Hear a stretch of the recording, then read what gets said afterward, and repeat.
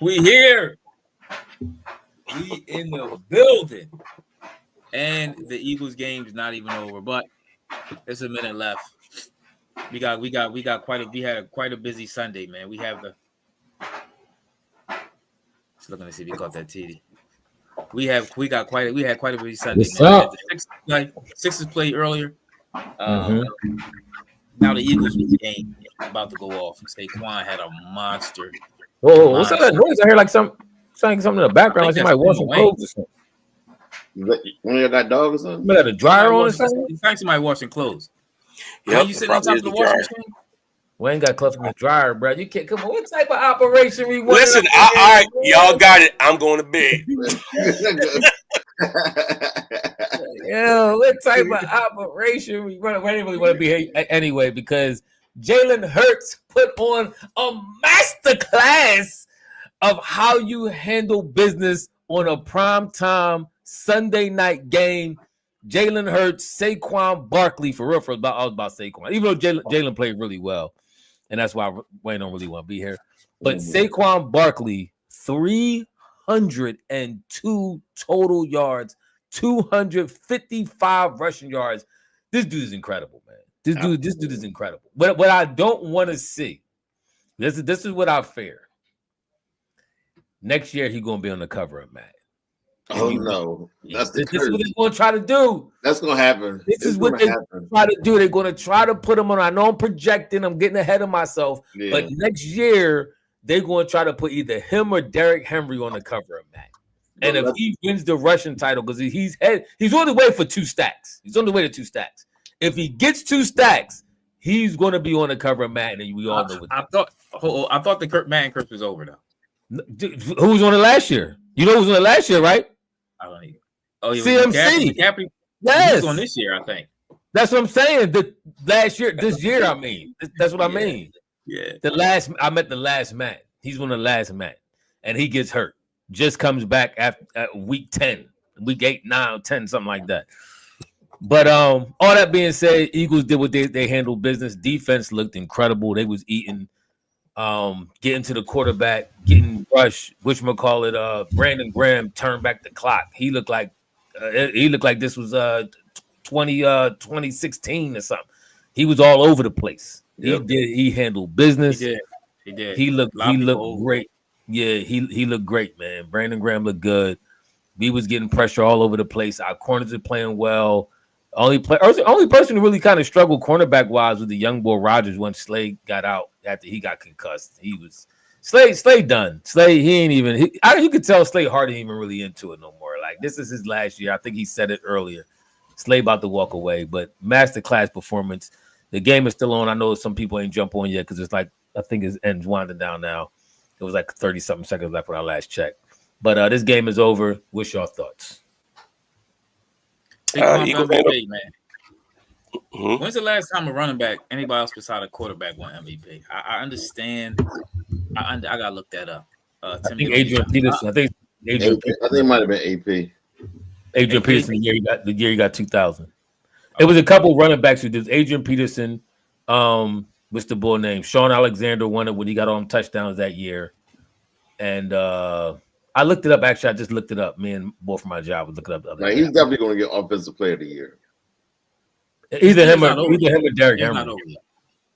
Either him or Derrick Henry. Whoever finishes. And he got off to a slow start. Remember, the Eagles weren't really pounding Saquon like that early on. Remember, it was.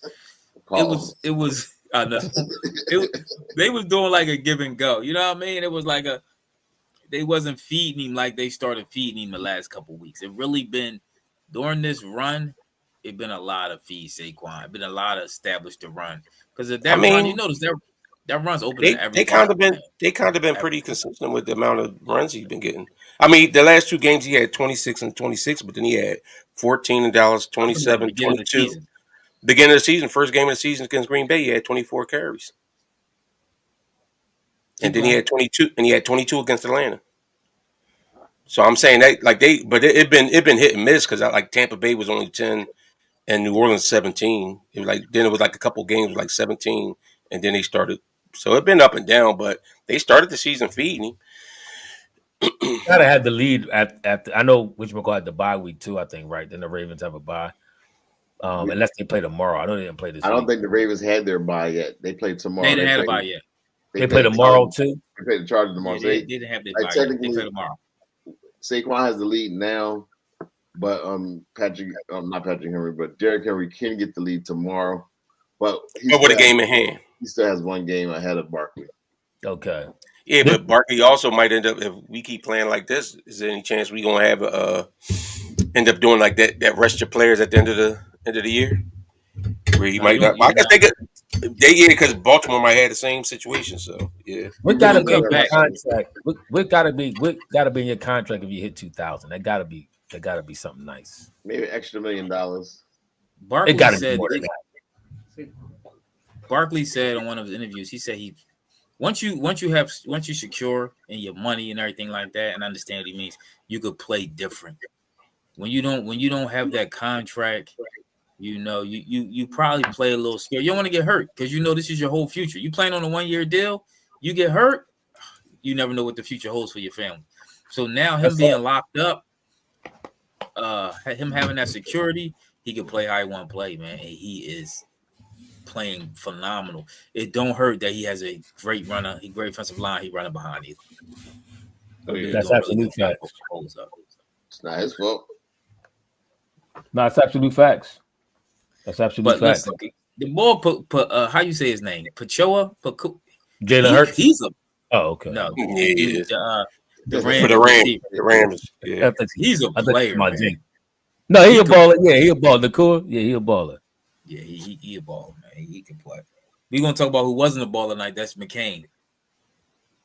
Oh, we're gonna talk about that. But if you want to look at since 1997, these are the MVP running back winners. Barry Sanders won in 97. That's the year he rushed for 2,000, if I'm not mistaken.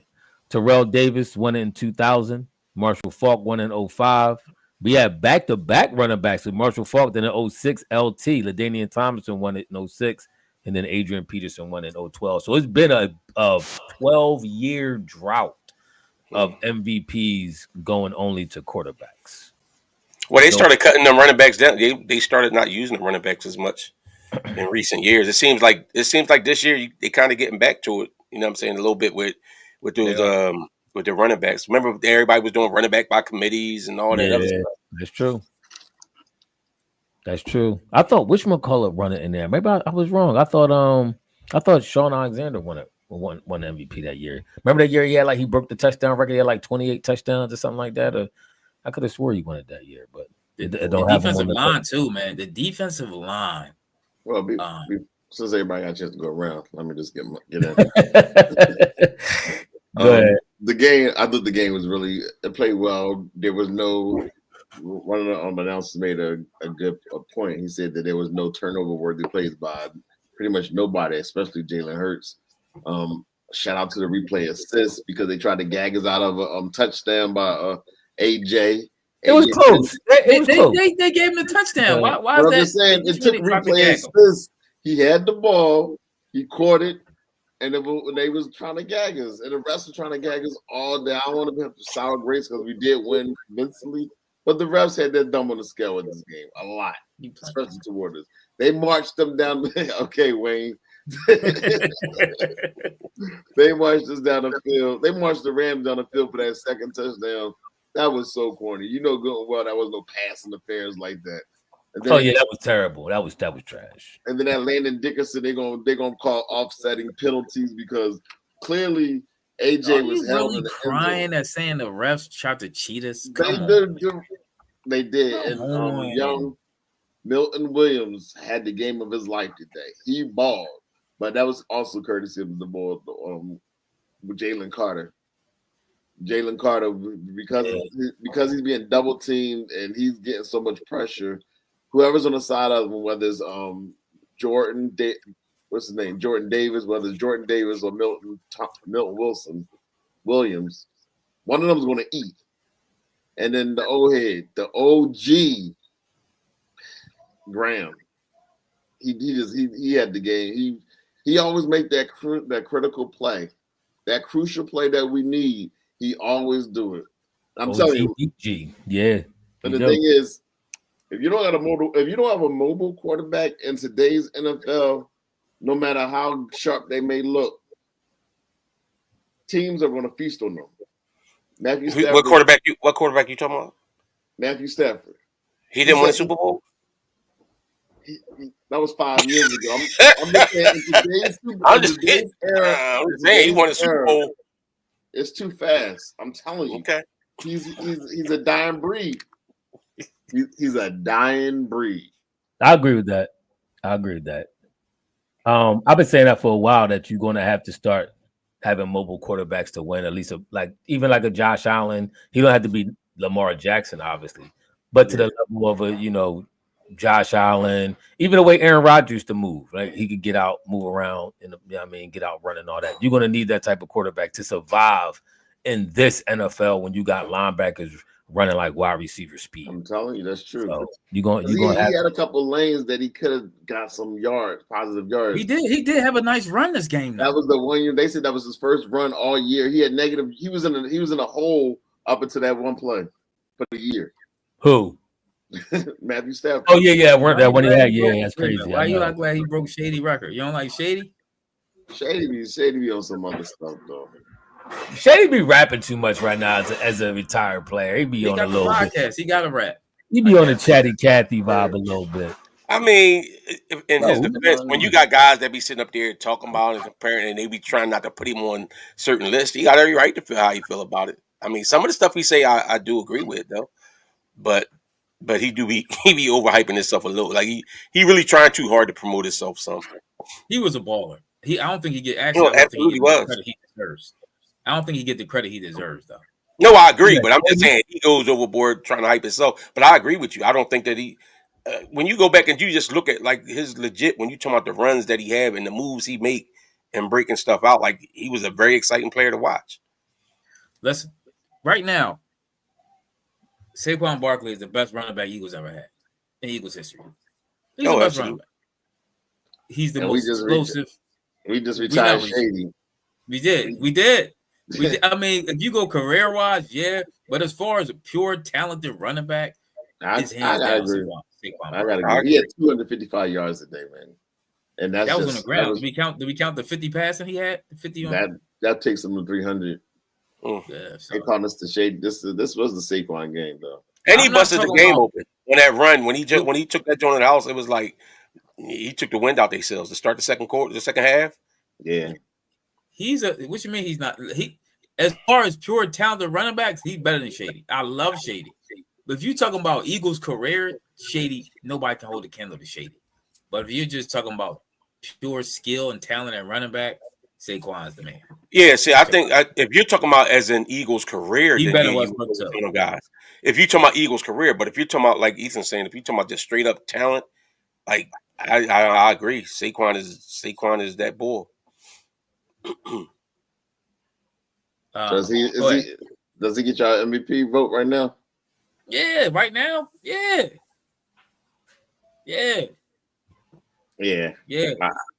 Detroit gonna be tough.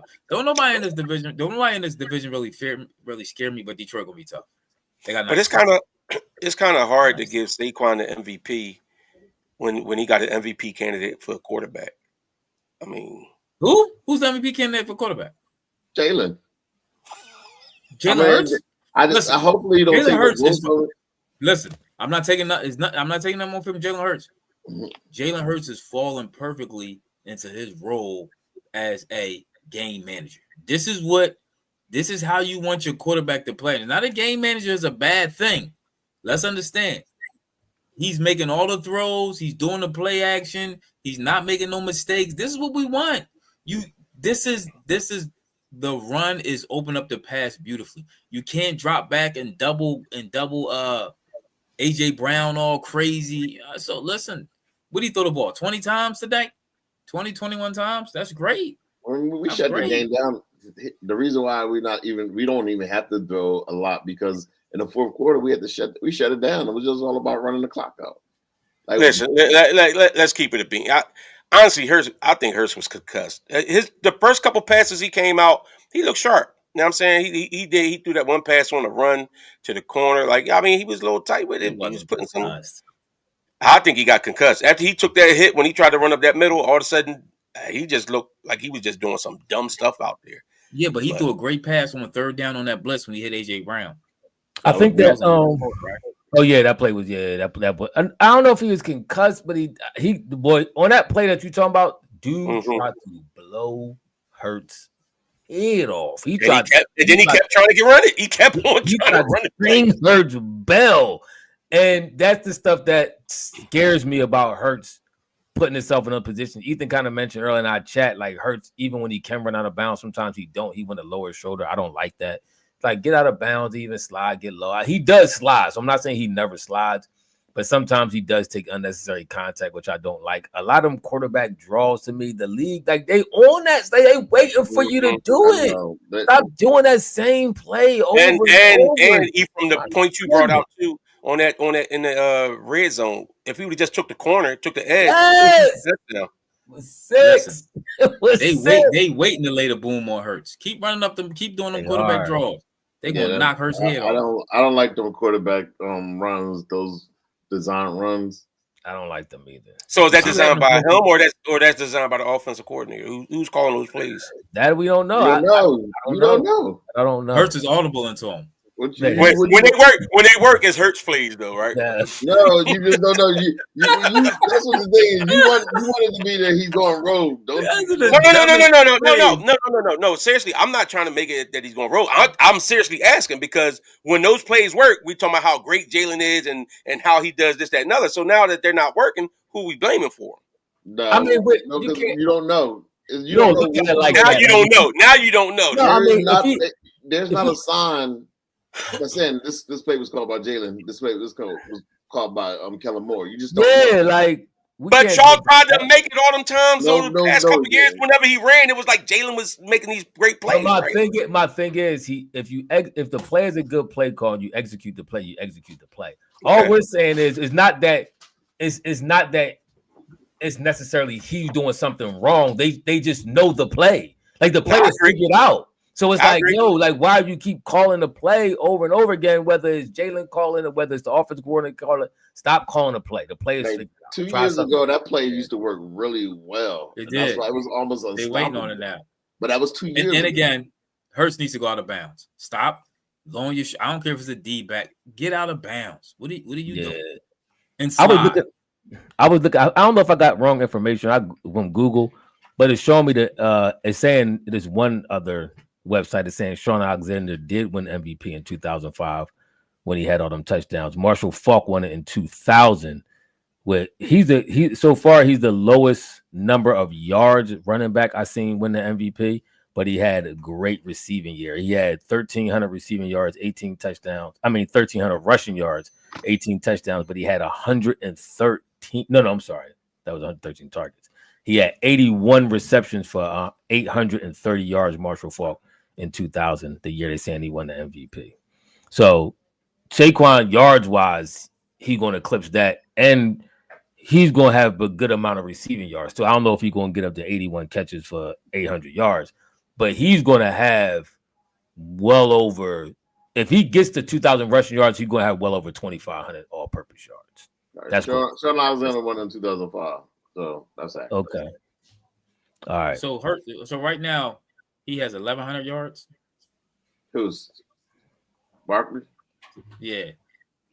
No, he should have about 1,400, at least 13, 14. Because he had 255 today, and he came in with like 1,100 something.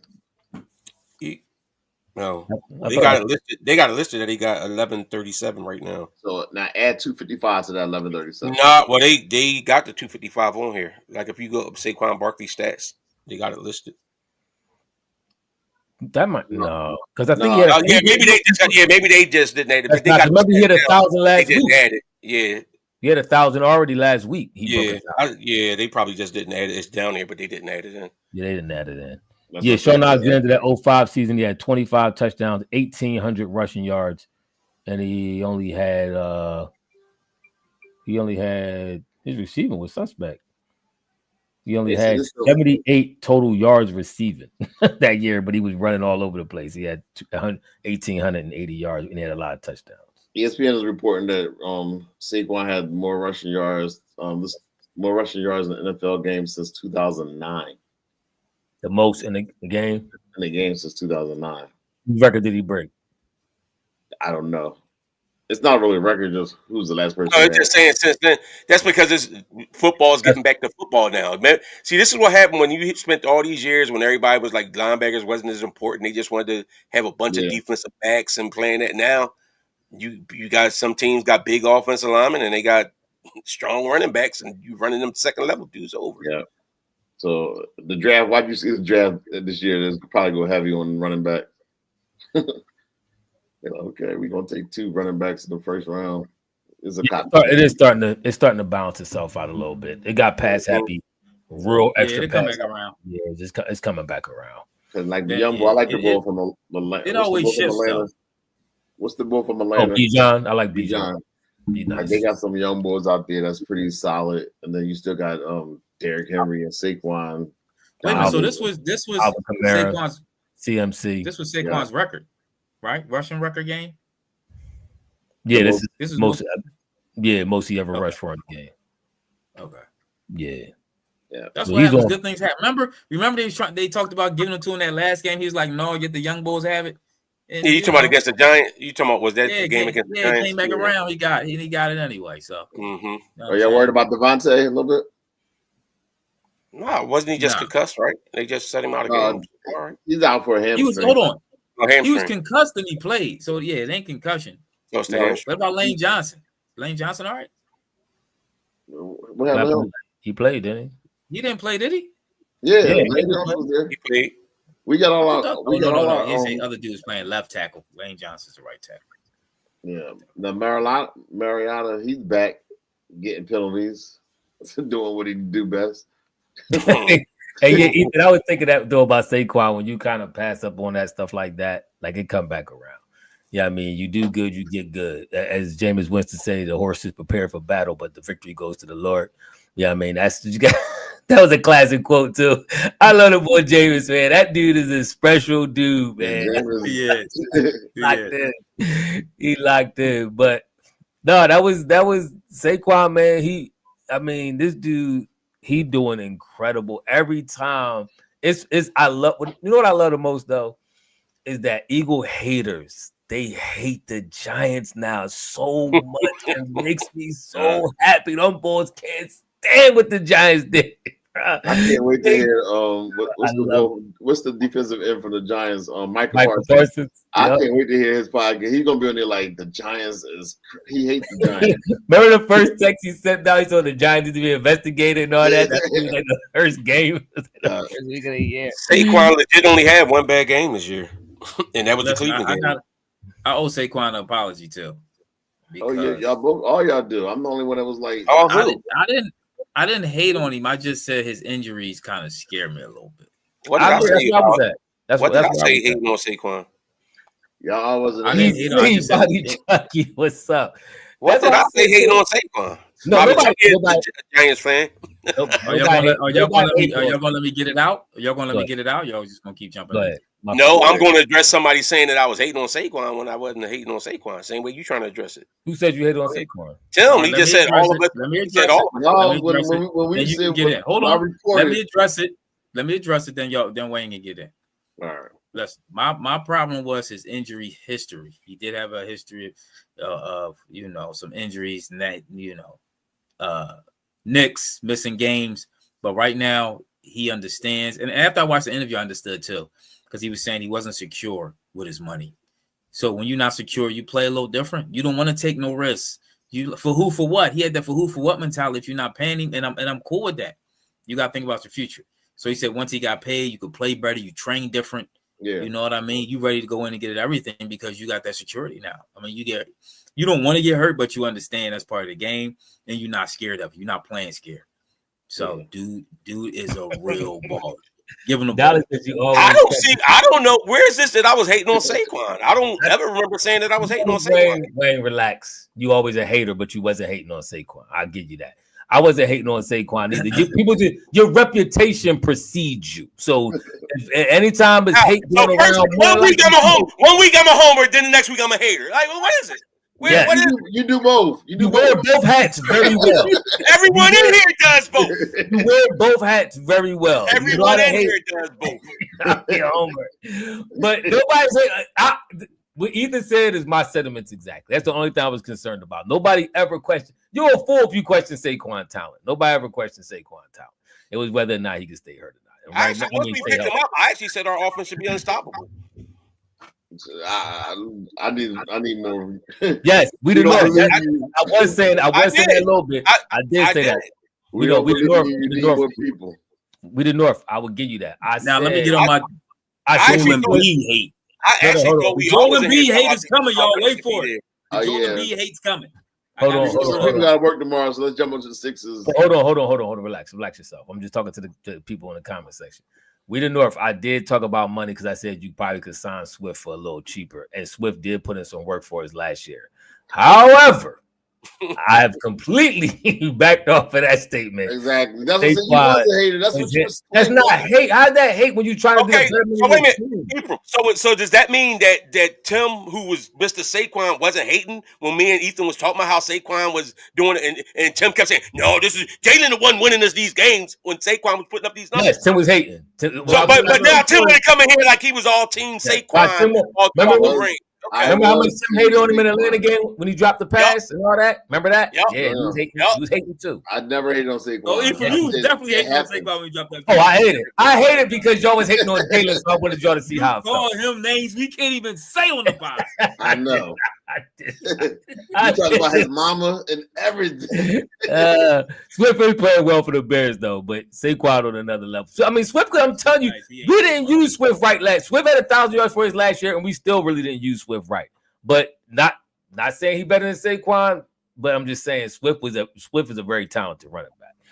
But Saquon on another level right now. But great win. What you say you want to talk about the Sixers? What you highlighting that trash for? Saquon was putting up numbers with Daniel Jones, the dude that's kicked out the league right now as his quarterback. Now you want to talk about something? Jalen makes Saquon?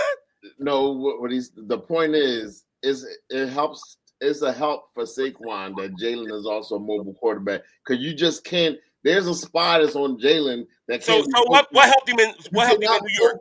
What helped him in New York? He wasn't doing what he's doing now in New York. He was still putting up great numbers. He wasn't putting up these numbers. He was putting up great. He wasn't considered a top running back. He wasn't considered one of the top running backs in New York. He wasn't considered MVP.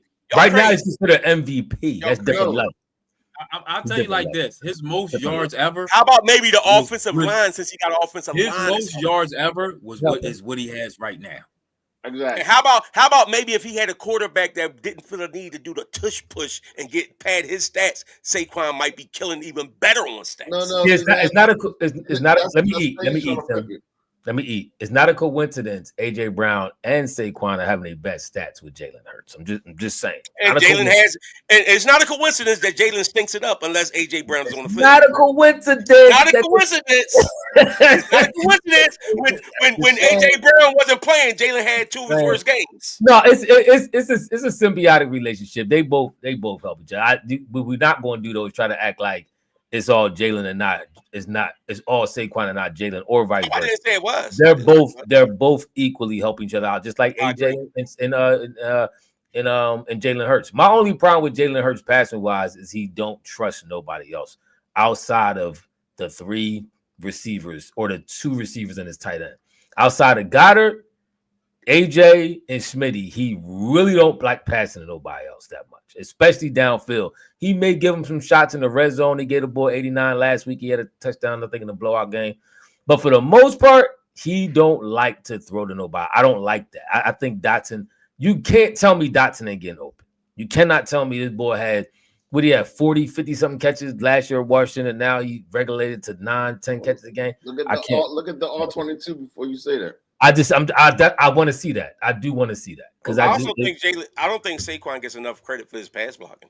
That's just like on that blitz today. He picked up the blitz and then Jalen alertly dumped it off to him and then he ended up picking up some yards. But Saquon does an excellent job blocking back there as well. Oh, that was a great block. Great block. That's what you're supposed to do. I had to agree with that. Yeah. Listen, the quarterback's supposed to throw the passes to the receiver. We looking good. I mean, where are we at ranking wise? Y'all think we get it with Detroit? You think it's us in Detroit, or what we looking like? We got a couple teams. Detroit looking like a machine. I ain't gonna hold you. The only thing I can see that can derail us is running into Tampa Bay in the playoffs, or any other team that blitzes. Well, I do not want to see Tampa Bay. I'm not. No, you don't want to see Tampa Bay, and you don't want to see the San Fran. That's what San Fran and Tampa Bay. I'll admit that's the kryptonite for Jalen at this point. And I don't want to. I'm not one of them people that say to be the best, you got to beat the best. No, if I can avoid the best, so be it. That's just me. No, but with the Eagles defense playing the way that is that something to be concerned about with Slay looking like he might be done? Because that young boy that came in and took his spot was.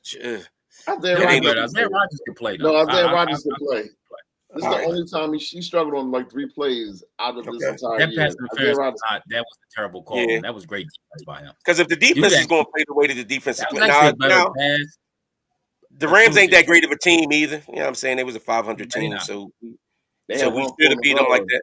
Huh? They was gaining momentum. They had won 4 in a row. So they won 4 in a row and they still only like a 500 team? Yeah, they start out slow. I mean, Eli, all I'm saying is you got to radio slow. You got to throw to them to see if they get catch. That's all I'm saying. I hear you, but you got to give them some burn. But on to the Sixers. Y'all done with the Eagles? We done? Because I know some people in here want to talk some Sixers chats. Mike, before we do it, Michael Parsons is already on Twitter. Saying what? He said, I don't even got to say it this week. Y'all know what the blank I'm talking. There's a team in the NFC East who let generational talent walk for free. Shout out to the Cowboys, too. Good job beating the Commanders. Listen, it was. But the Cowboys are just as bad for not signing Derrick Henry. How about that? Bad. Yeah, exactly. This is bad. Y'all had Derrick Henry in your back. Y'all wanted to come there, and y'all thought he was washed and let him go to the Ravens. Now he run a ruck shot over the AFC. Yeah. They just as bad.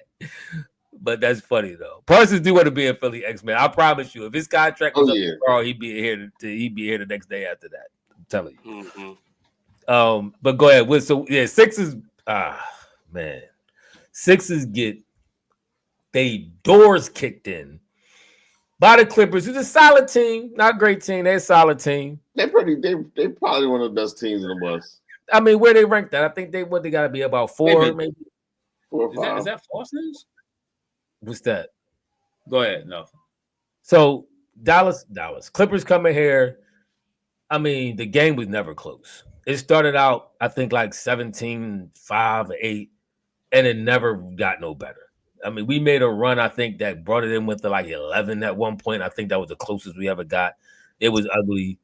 McCain was off. Maxey was off. McCain ate some humble pie. He's coming in smiling with his nails painted in the interview, talking about he rookie of the year and all that stuff. Like Wayne mentioned this, he ate some humble pie. He sure did. Realized that sometimes it make a mislead. Sometimes you looking, you could be rolling, hitting 3 threes a game for 8 consecutive games and all sort of stuff, and now you coming out looking like complete hot garbage. He's missing everything. His mid range is off. His layups was missing. His 3 was off. He was terrible. Maxey was off. Maxey was hitting I think he got pretty much all his points off of free throw. Yeah, he did. Maxey was hitting the 3. Maxey 3 looked good, but he couldn't make his mid-range and his layups he was missing. They were swatting shots all over the place. Bo Bamba came in, even 100 people shots at half court and all this other stuff. It was an ugly, ugly beating that we took by the Clippers. What's your thoughts? Let me ask y'all this, right? With Embiid, when Joel Embiid look like he won't be a Sixer no more. I know way to North. I'll put some dye in it. It's look like Joel Embiid won't be with Philly for the foreseeable future. I see him being traded, or maybe they shut it. I don't see him lasting the way his knees are. Can Maxey and Powell didn't even play? Oh my, I'm sorry, then I forgot. Can Maxey and McCain carry a team as the stars, or do we need to kind of tank and get a lottery pick? Well, here's the brilliant part about it. Daryl Morey, 4 years when he first got here, one of the first moves he made was he got rid of Al Horford Doing so, he traded for Danny Green, but he also gave away our first round pick for 2025. The only way we can get it is if it's not a top 6 pick. So anything we need to tank for a top 6 pick. 1 through 6, yeah, we got to be really, really bad. That's not going to happen. We are really, really bad. We're really bad now. Why is it? Why can that not happen? That's what I'm trying to figure out. I mean, the way we are now, we got to the bottom, so you might be right about that. and look, I don't think it's nobody else in the league that's in the position to even consider tanking except for them and New Washington. Like I don't. What other team do you think at this point would be in considering the tank? Everybody else is pretty much in the middle. It's like you got the couple great teams, and then everybody else is like bunched up in the middle, except the Sixers. We are the worst. We just got it. We got to get more athletic, and we also got to get more height in the team. And as far as Embiid is, did y'all notice during the program today, during the broadcast, they specifically said right now Maxey is the leader of the team, and they was like they still got superstars in Embiid, but they almost passed the baton. They was like they put Embiid out. They're like he's not the leader. He's not that guy. Didn't Embiid say last year that Maxey was the franchise? But it was tongue in cheek last year. It's really how's the tongue in cheek? You kill me how you pick and choose when you want to listen to what somebody say. It was when he said it. He said it in tongue in cheek because they every time. I thought that was interesting too, X-Men. But now, I mean, the problem is you built a team. When you build a team top heavy and your top players is not playing, this is the situation you get. I mean, you got your 6'9" small forward / power forward not playing, your 7-foot center not playing, and then you run the lineups out there with like a 6'6" dude playing your center. What you think gonna happen when you go up against a legit center in the league? That's why the only teams that we even able to compete. Brandon Graham got a torn tricep. He finished for the season. Oh, that's a shame. Man. Our D-line done. He went out like a G. Our D-line's done. Definitely did. And this is last year. Didn't he say this was his last year too? He said he may come back next year. He's thinking about it, but that hurts us. And this is why that Reddick trade is the worst probably because he would have been eating in this defense right now. Wow, that hurts. That's a blow. Well, what I say is we have been having good production from Smith, from the Bull. What's his name? Williams had a good. We got to see what's up with Swift too. Didn't he go down? I'm talking about the defensive because Huff he just had surgery during this week, so he's going to be out for the next several weeks. Huff wasn't out? No, he wasn't out there. Huff had surgery earlier this week. Oh man. Yeah, Huff had surgery. Yeah, Bob Myers is a good. I mean, he built Golden State from the ground up. We always talk about teams like Golden State that got built from the ground up. But did Bob Myers want to be a GM anymore? Though I know he left the Golden State situation because he was kind of saying like, I guess for him in his career ran his course. But does he want to be a GM anymore? He's hired on as a consultant for Washington, huh? I don't know if Daryl Morey want to be a GM. Do you want to hang with? I mean, yeah, that's a. It's funny, Tim. You brought up Horford. Who gave Horford money? The Sixers. Was that Morey? We should have. No. You know why I'm saying that because Tim like to always come in here and hype up his dude. No, now Elton Brand ain't coming out his mouth right now. I actually would have kept Horford is one of the reasons. One of the reasons why Boston won a chip. Yeah, but that was dumb. Horford, see, this is wrong when you have GMs like what's his name? Elton Brand. Elton Brand, because Horford is built. He looked at himself when he seen Horford and think this is what the NBA still is. I don't know why he gave Horford all that money, but nobody else. He only gave him $100. It was $100 million, and Horford helped them. He only gave him $100 million. He gave him the Philly max. Nobody else was going to give Al Horford that money. Nobody else. You could have got Julius Randle for $80 million that year. Horford, he wasn't good under Brett Brown, but who's to say that he would have been better had he not been under Brett Brown? I mean, I agree with Tim with that. He was trashing the Brett Brown had him shooting way too many threes. Remember, if you look at the stats, he shot the threes he shot with Boston, Atlanta. I think he like almost tripled them in one season here. It was ridiculous. I think he shot maybe like I can't even remember what it might have been like 100 something maybe with Boston. He came here and shot like 200, 300 threes. It was something ridiculous. I'm gonna pull the stats up now. Hey, listen, I'm not buying that. I'm not buying that Embiid wanted Butler. Well, we all know Embiid wanted Butler, but Embiid wasn't upset that the Sixers got Paul George. Remember when they was on that show? Yeah, Embiid was over there and he was giving a wink about Paul George signing with the Oh Sixers. yeah, that's true. I forgot about that. I ain't trying to hear that. So don't. This is my problem with the TMZ reporting type stuff and all this other stuff.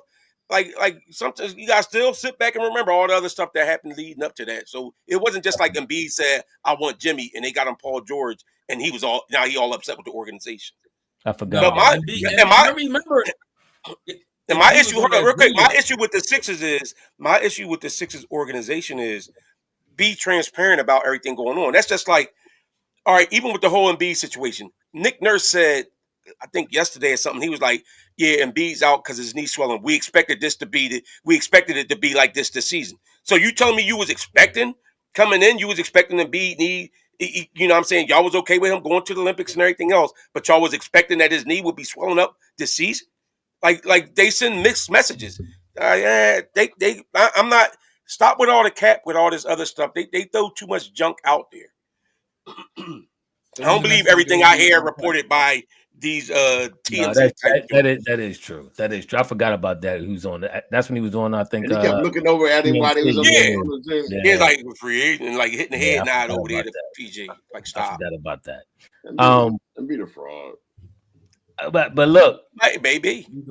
Neither one. Ultimately, though, with beating Paul George out of the lineup, is it up to the coach now to give you a better performance than what we put on tonight? Like, granted, he's a tall task, but I was listening to the 49ers Green Bay game, and I think Greg also made the comment, and he was like, "Look, ain't nobody feeling sorry for you out here.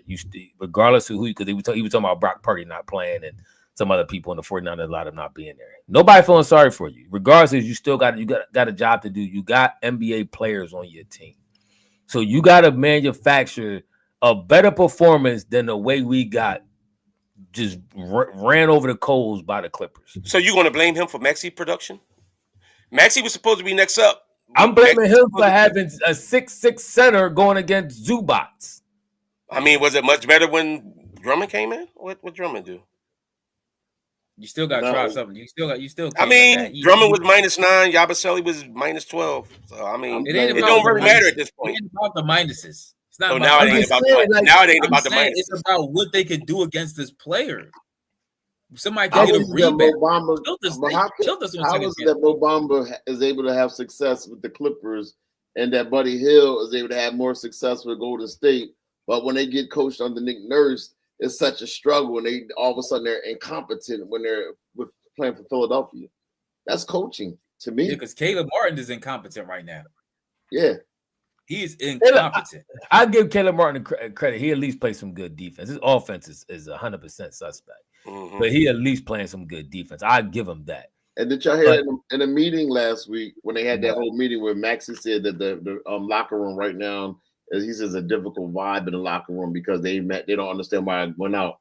But one of the things that Embiid said, he said he doesn't know what we're doing on offense. So now you want to take Embiid for his word.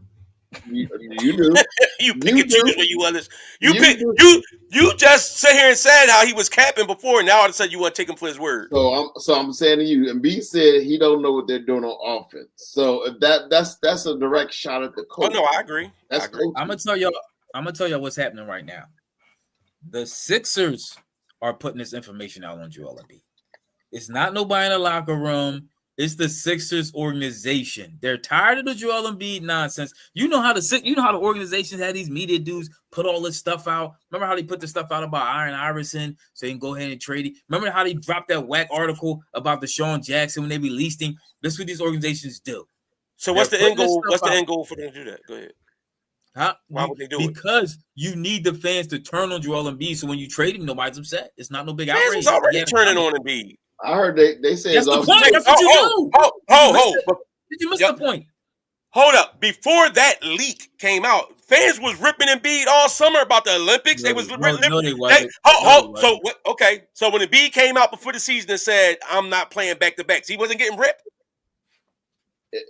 Yeah, that's what I'm saying. See, this all I'm saying. I hear what you're saying, gotta understand. but it's not like he was already being ripped for the way that he moved in the off season and coming into the season. Listen. Let me hold on. Can I finish my point? Can I finish my point? I'm getting jumped in every 2 minutes. Can I finish? First of all, I was the only one that wasn't even allowed to opening. We went from Ethan to Ephraim to then it was a whole script wander. Then Tim came in talking about he didn't get to say his point. All right. The way it should be. I just want to say one thing. Let Ethan cook. They saying the boy Eric Gordon might be the leak because they saying that it was like kind of the locker room in Phoenix was kind of saying that there was a lot of leaks that was getting leaked to the boy Shams. And so now, so it ain't the Sixers organization is a player. They said it's a possible that it could be Eric Gordon. He's one of the moles that they think it could be. So you going to cut Ethan off just to take some more rumors that he was trying to? Yes, I guarantee you, if we break down how many minutes. I'm just saying he was giving his opinion on the matter and he was giving his synopsis. And then you came on here like you had breaking news that's some factual stuff just to give some rumors like he was about to get. Right, so this is my play. Let the man get his point out. I said let him get his point out. Like, why you jumping and cutting his point? I don't like that. Y'all don't like that. He did get his point out. He spoke more than he said the Sixers was putting. He said the Sixers say something else. He said it wasn't done. No, he said he did say the rest of it. He said, and when I said what, I asked him why would they put it out, and he said they was putting it out in order to turn the fans against Embiid. He said I'm not done. He just said I'm not done. And he said because they was turning the fans against Embiid. Yeah, okay, but you done, Ethan. What you done? Meanwhile, you spent like 20 minutes talking about Ethan, were you done? No, I wasn't. Exactly my point. Good. Please finish your point. You ain't no daggone moderator. Who you? This is my thing. Hold on, let me get my point up. Go ahead. What happens is the Sixers are tired of Joel Embiid coming in late. This is not new. All this stuff is not new with the Sixers organization. I'm telling you, when Joel Embiid signed that, remember Joel Embiid came back bragging about how much weight he lost? They said all this was in Joel Embiid's contract. Him coming in shape, him coming to play. So yes, in order to sign that contract, he had to do this. He had to lose money. He had to come in shape. But that was all fake. That was all fake. The Sixers are tired of that, man. They tired of the Joel Embiid coming in. They tired of him not being ready to play basketball. They probably allowed him to go. They probably didn't even want him to go to the Olympics, but they didn't make a big deal because Joel Embiid's a baby. So they probably let him go ahead and go to the Olympics. And now he comes back. He's not ready to play. His knees all jacked up. No. I'm going to go after this. You said let him talk, so then I'm going to address it. Go ahead. Finish. Go ahead and finish. His knees all jacked up. Go ahead, Wayne. Now they tired of it. I'm telling you, it comes to a point where the organization gets tired of this. It's like somebody at work. You could be the best worker, but after a point, you late all the time. You doing this, you got to go. But I just want to say. So the whole thing I'm saying is, what benefit would that give the Sixers organization? And you're saying that the Sixers would benefit from it because they want to turn the fans against them. My point is the fans was already turning against them because of how things was already transpiring in the offseason. So you even had other players coming out ripping Embiid because he's talking about not playing back-to-back games and being out and load management. He was already being ripped. Fans was already turning against him. And it makes no sense for the organization to do that and then give him the money. You give him this contract, and then after you give him the contract, then you want to start putting out stuff to defame his name or because what you gave him the contract. I'm not finished. You give him the contract. So now you give him the contract. So now you gave him the contract, and now you want to rip him and make it like he's such a bad player that nobody would want to trade for him. That makes zero sense. It makes more sense what Tim said, which was he said that what did you say the rumor was, Tim? Eric Gordon. I said the rumor was that Eric Gordon. They said there was a lot of issues going on with Phoenix, and they was blaming Eric Gordon last year. And then this year they said that he might be the mole in the locker room. That's what they said. So Eric Gordon was the Shams leaking? Eric Gordon like to spill the tea. Is that what they said? I don't think my whole thing is if you can't trade him now, why do it now? Exactly. That's why I don't think it's the Sixers organization. Forget all the other stuff. And I hear you, all the points is valid, but if you can't move them, all the other instances you brought up, they could have moved the player now. They traded Deshaun Jackson that year. They traded Allen Iverson that year. You can't trade B. So why make him look bad, make yourself look bad, and you can't do nothing? Now, if it was the off season and all this is coming out, I would say you had a legitimate point. It means to me that it might be a little bit more of a player talking. Remember Eric Snow said, because Eric Snow said in that interview, actually it was nutty, but he did say he knows who it is, but he doesn't know them personally. So that would kind of equal out to a boy like Eric Gordon. Somebody that's new. Yeah, somebody that's new that he just, he know him as a player. Like, I know who the player is, I just don't know him personally. That's it probably could be somebody like Gordon. So, but I don't think it's the organization. They have no winning. It's no win for them at this point to leak some information like that. But with that being said, I still believe the organization probably is very frustrated with Joel Embiid. So I can believe that. I believe that too. I don't think they may have leaked it, but they are frustrated with him and his nonchalant, like not showing up and just having like everybody practicing, but you're not practicing, and then we find out that you're playing like 5 minutes before the game start. I mean, that's a lot. I don't care how cool you are if you're the best player. That's a lot for the players to look at you as the leader of the team. And you know what? I'm gonna rip Morey too. I'm gonna rip Morey because if this is true, X-Man saying Gordon read it on harder than he should. If he's a documented ratter, why are you bringing that cancer into the locker room? Because he can shoot the three pretty good. Not that good. Not good enough to deal with that. I promise y'all, Joel Embiid will not play out this contract. On the floor. That's a pretty big time statement you make. Either throw enough crap at the wall, something will stick. You know what I'm saying?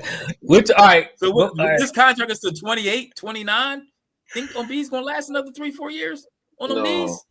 Joel, y'all don't understand when Joel is not a smart player. When last year coming off of surgery in that Knicks series, he decided that he wants to throw the ball off of the rim, off of the backboard, so he can get a dunk, so he can make it, and then he lands on his knee and messes up.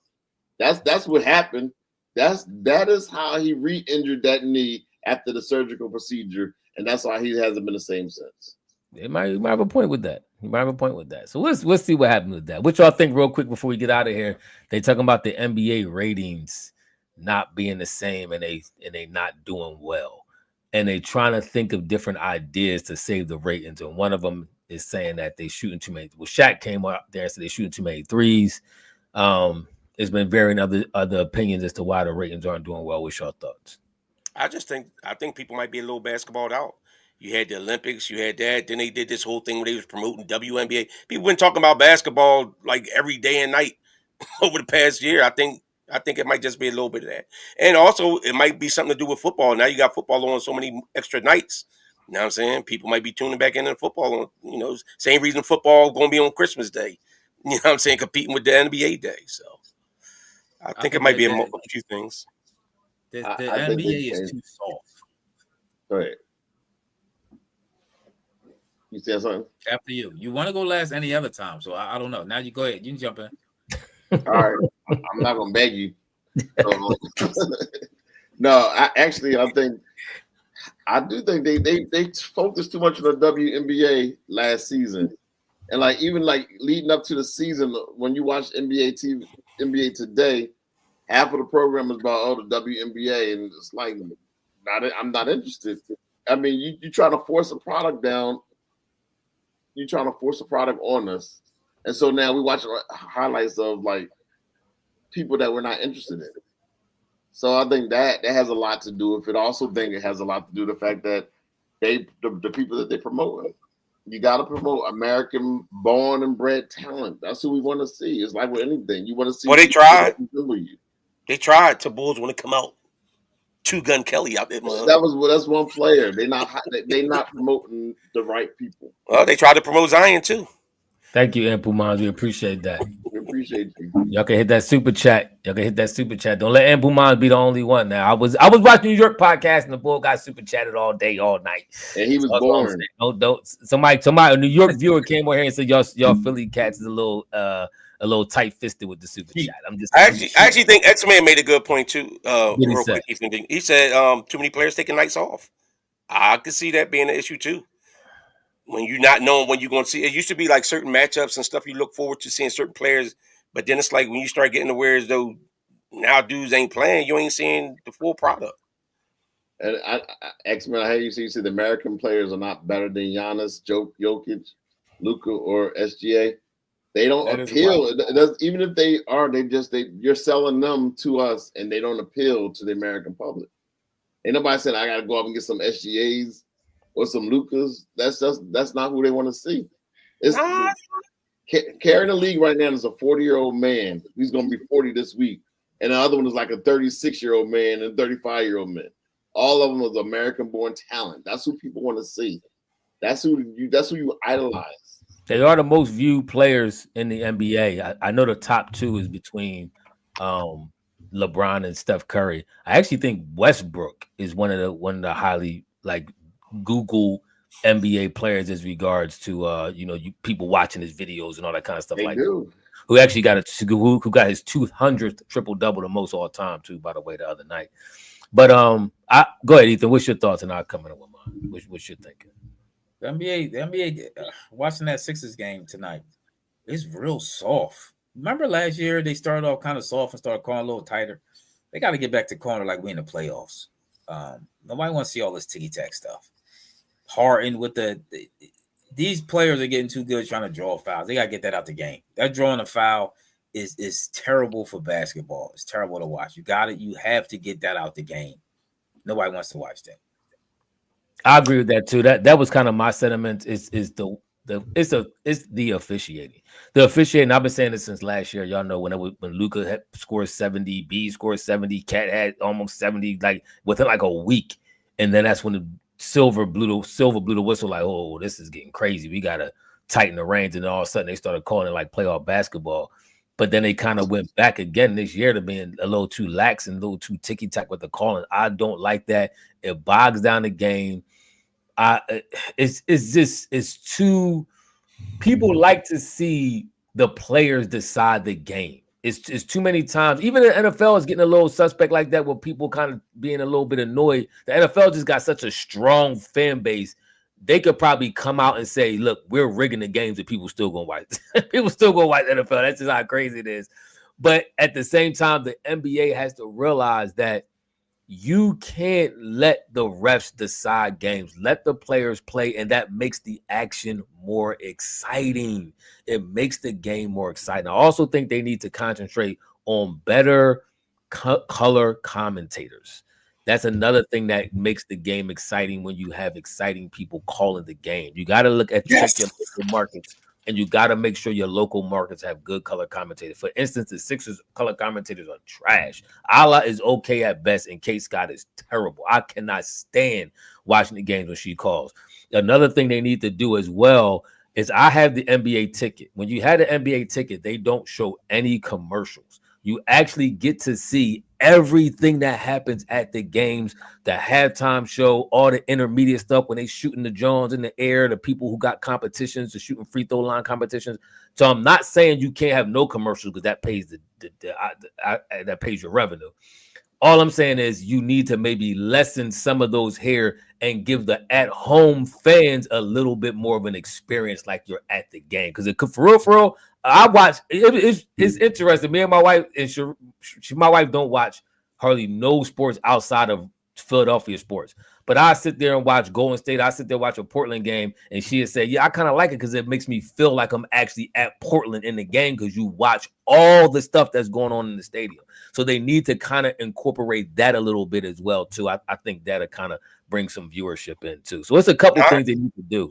I think I agree with that part of it because I usually try to watch the opposing team broadcast, not watching on the thing where it don't be no commercials, and it do be interesting to see that stuff in between. But only thing I'll say about you saying about last year viewership was up. People like seeing people score. People like seeing that when they were seeing them. I hear what you're saying about, what I'm saying, wanting to see good basketball and stuff like that, but I don't think I think it actually takes away from it when you don't nobody want to see. Didn't they change it after the All-Star game? Oh, I don't know, but I know a lot of people was watching. They changed how they were calling it after the All-Star game, right? And so maybe that's when viewership started falling off. When they scored almost 200 points, either was up or was falling off. Which one?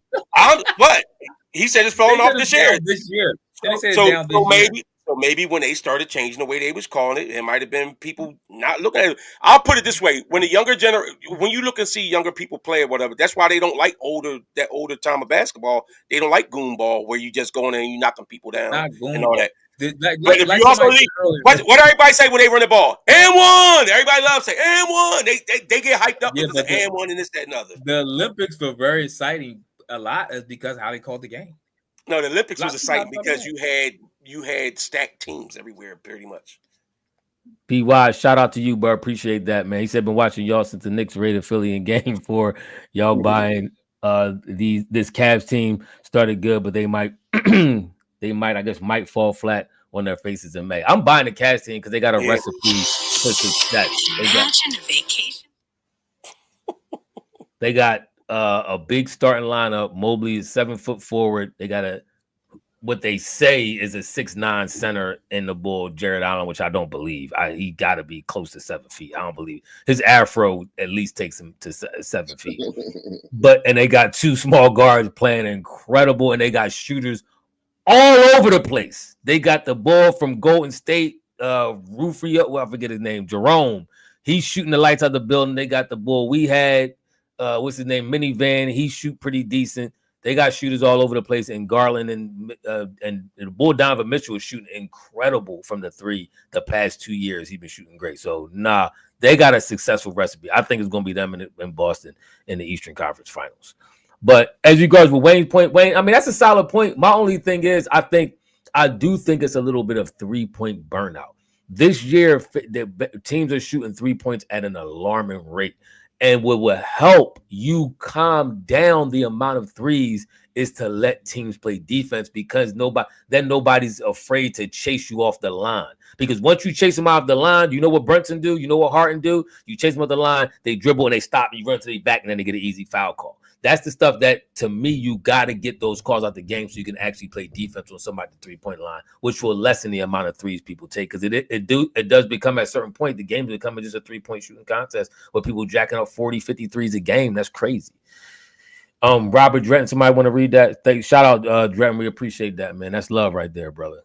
Robert Drenton said, "What's up, fellas? This one is special to me. Yesterday I received the news that my mother, Catherine Montalvo, passed away in Jefferson Hospital. I hope I said her name correctly. Cherish your loved ones. God bless, and go Birds." Wow. Sorry for the loss of your mother, man. I know mother's absolutely special place in our heart, man. And praying for comfort for you and your family. Sports podcast, man. Sorry about that. Yeah, everything we can do to make your day a little better. Just being on here, hope we can just make your night just a little bit better. Mm-hmm. Absolutely, man. Absolutely. And that's God of all comfort, bring comfort to you and your family, man. For real. Hey, amen to that, brother. Amen to that. I think that's some of the reasons why, honestly, that the game is suffering a little bit. I think they can do a little tweaking. Y'all might be right about the WNBA too. I mean, viewership, I think they said went up with Caitlin Clark and all that kind of stuff like that. So, but I just think for the NBA game, they do need to make sure that the 3-point shot doesn't dominate the game as much as it has been. 53s a game is just crazy at this point. You can't have teams keep doing that night in and night out because it's just going to be a 3-point. But you know what might add to that? What might add to that is because they know they ain't going to go in and get no foul calls. So we might as well jack these joints from out here instead of running and getting knocked over and not getting no whistle. I mean, but if you allow me to defend it, most players ain't going to take a 3 with somebody in the face. That's actually what Clippers do well. They actually chase you off the 3-point line. They did a very good job chasing Golden State off the 3-point line. More. Now, don't get me wrong. Golden State so jacked up 30-something threes, but more than other teams. But again, Golden State's not a team who traditionally gets a lot of foul calls. Neither does the Sixers guards for some reason. They don't give us a lot of foul calls. But if most teams, you can't do that too, because once they drive, they're very savvy to stop. They're very savvy to use their body position, all that, to get foul calls, and then that puts you in the penalty. Now you can't. You know what I'm saying? So it leaves you at a disadvantage when you really try to chase people off that 3-point line in most situations. If they calm down them calls, then people could spread their defense and really do their thing. And but the problem with the Sixers is, real quick, we're not the Sixers. Unless sign out when you're done. We about to sign out now. Oh, Tim is done. Tim battery wear out. Nah, I ain't mad at him. It is late. It's 12:30. But yeah, Sixers Nation, good night. Somebody said good night to us. Shout out. We're gonna say good night to y'all. We're gonna continue this conversation. Yeah, I mean, another time. Appreciate y'all fellas on the super chat and all that good stuff. We should be back Wednesday after the Sixers game. Exactly. Go Eagles. 9-2. Fly, Eagles, fly.